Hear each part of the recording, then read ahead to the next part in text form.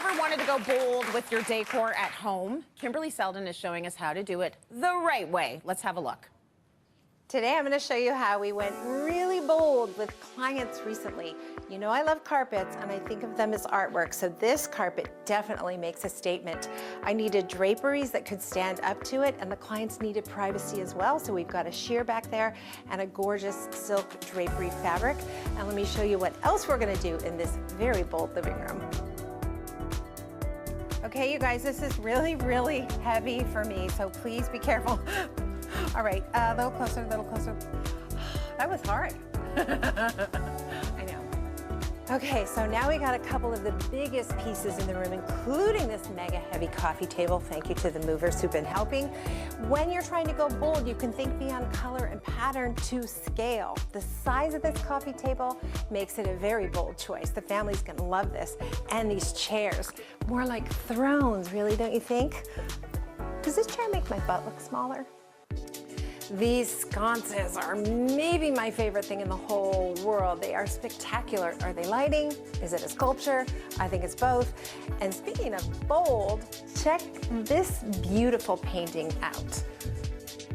Now we're gonna style the coffee table, which is my favorite thing in the whole world. Of course you have to have books, and you gotta have bold books in this case, but I need accessories that have color, that have pop, that have style, and I love to include pieces of artwork like the accordion folded pages in the acrylic box. Additionally, we're adding more pattern, believe it or not, on the sofa. I've got these pillows that have a great pattern. The end table with the marble is another great pattern. And you can see once you get enough pattern happening, it just feels cozy and comfortable. In this dining room, my clients who also happen to love the 70s thought we want to give a little nod to the 70s without overdoing it. We don't want to live in a museum. So I found this buffet. It's perfect. Lava stone acid etched. That's 70s, right? Neon lights. Look at that. Backlit. That is such gorgeous artwork, and it really plays nicely off the black and white bonsai tree. And somehow, once I set the table, it still didn't have that 70s vibe. So I was thinking, what if every charger was kind of psychedelic and fabulous? Aren't these pretty? The sculptural impact of this long aerodynamic light fixture really makes this space feel cozy. When you're going to go bold, the other thing I want to talk about is open spaces. So this living room is bold, but it's also open to a dining room that needs to match up, a foyer, and an office. So you can't do it all in little bits and pieces. You kind of need a plan for the whole space, even if you need to phase it in terms of budget. Make your selections all at one time and then phase it in as you can. And the last tip I want to give you is this. Be fearless when you are thinking of going bold. The bigger and bolder you make it, the better it's going to turn out. Trust me. And here she is now, Kimberley Seldon. I think we got caught being silly. What else Always hard not to catch us being silly. God. Hello. So that place, amazing. You had a hard time leaving there, didn't you? I totally did, but I still have the keys, and I know when they're on vacation, and I'm not saying I'm having a party, but I might. You might. I'll invite you. So listen, that was all about bold style. It was so beautifully done, and everything worked together. But now we're actually going to do the flip side of that. We're going to talk about subtlety, as I'm such an example of in my head to toe orange. Well, you can definitely tell who the star of the show is. I love your I'm outfit. a It's pylon. beautiful. It's beautiful. So no. let's talk subtlety. When you say being subtle in your decor, it does not mean being boring or being dull. No, and where I see this showing up often is kitchens. People go for the all-white kitchen, which feels like a good value investment if you're going to sell your home. Yeah. But before you sell your home, you're going to live there. Yeah. So Yes. you want to pare things back to create calm and quiet and peace, like in the kitchen that we have, for example, right here. But you don't want it to be so tone-on-tone white, beige, gray that it feels like an institution. Right. And in fact, you know, often we have clients who are like criminal lawyers or ER nurses. I thought you were going to say they're criminals. We may have those too. Or Yeah. are you in decor? Right. But you lead this hectic life, and Yeah. so they specifically say, I want a home that feels calm. Right. And the go-to often is everything will be white and beige, but that's not actually comforting. It feels uncomfortable. So you want some things to ground the space, like the dark bar stools, like a dark floor, right? Right. That becomes really important. You need some grounding, or it's just there's no place for your eyes to land. Exactly. And I think that is. You also don't want it to feel cold. You don't want it to be cold. No, especially because we live in a country where half the year it's physically freezing. cold, right? Yeah. But something else that can be helpful when you're thinking about creating a space that's subtle, you're still thinking about a compelling and a sexy space, Yeah. right?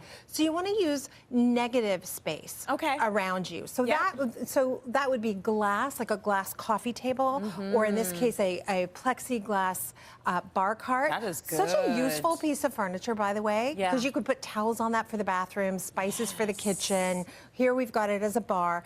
But what I love about it too in a living room is it allows other things in the room to shine. Right. So, for example, when you're going to invest in a beautiful carpet like the one we have here, this one's I went beautiful. to Weaver's Art. I told you this already, but I called them and said, "Can you pick up a coffee table for me and the carpet?" And they said, "No problem," because I wanted to make the point when you invest in a beautiful carpet like this, nothing should steal the scene from the carpet. Right. Right? Right. So you have to decide what's the thing I'm going to spend the most money on, and then you want to build everything else around it to make sure it still shines. That's right. Right? We're not trying to cover up this rug. It is art. Very nice. Right. Okay, let's talk about going dark.